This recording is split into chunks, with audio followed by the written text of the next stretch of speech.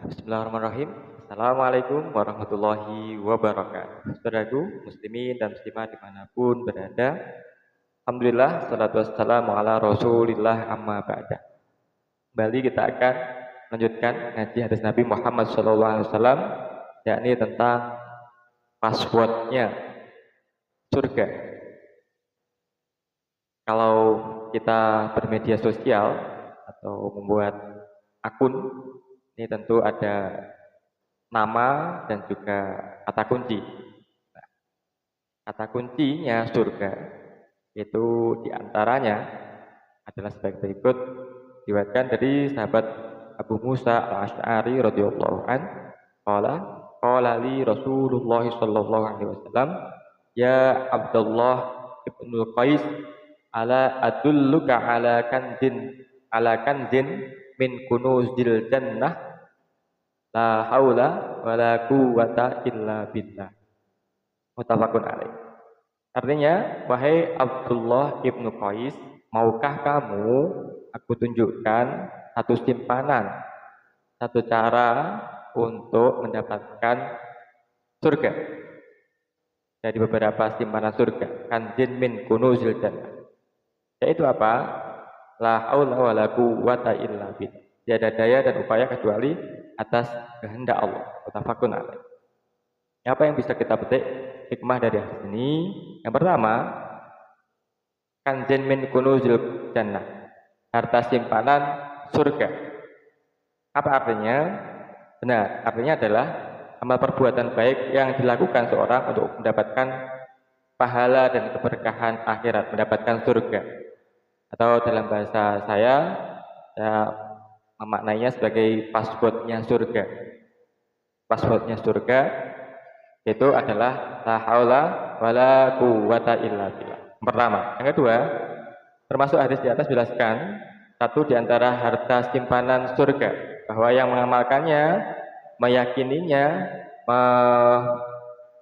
memaknainya sebagai satu yang penting di dalam hidupnya, kelak ia akan menjadi orang yang paling berharta di surganya Allah Subhanahu wa ta'ala. Jadi surga sudah bagus, tambah lagi punya kesempatan, punya peluang, punya harta simpanan yang banyak di surga.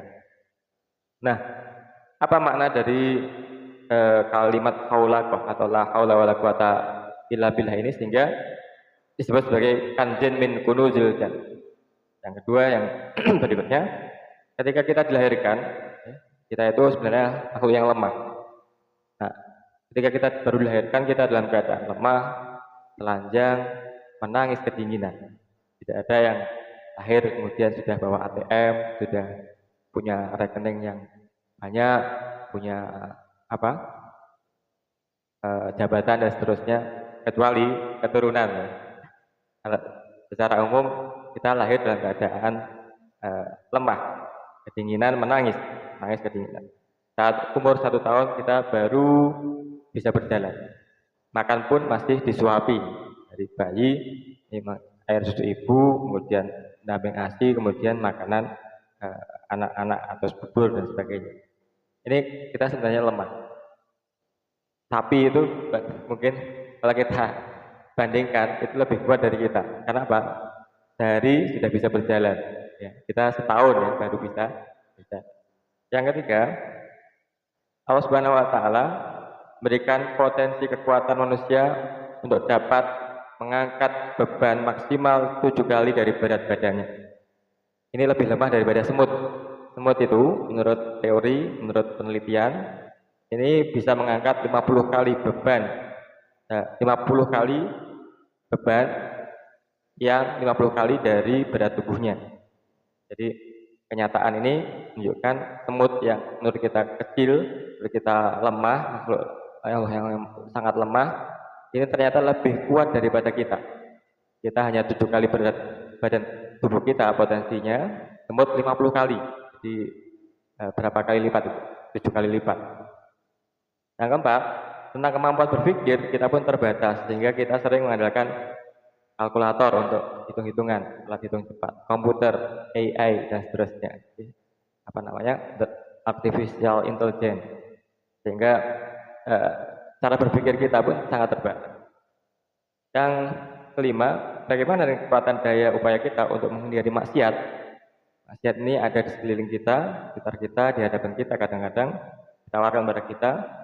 Nah, bagaimana cara kita menghindari itu, gelombang maksiat itu, dan tetap mengerjakan ketaatan dalam hidup yang serba penuh godaan ini?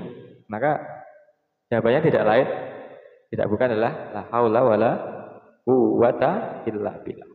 Nah, tidak ada daya dan tidak ada kekuatan, tidak ada daya dan upaya kecuali atas izin Allah Subhanahu wa taala. Karena makna kalimat hauqalah adalah pengakuan manusia kita akan tidak berdaya serta lemah diri kita dan berharap agar Allah berikan kekuatan untuk tetap taat di jalannya, tetap berada di dalam shiratal mustaqim.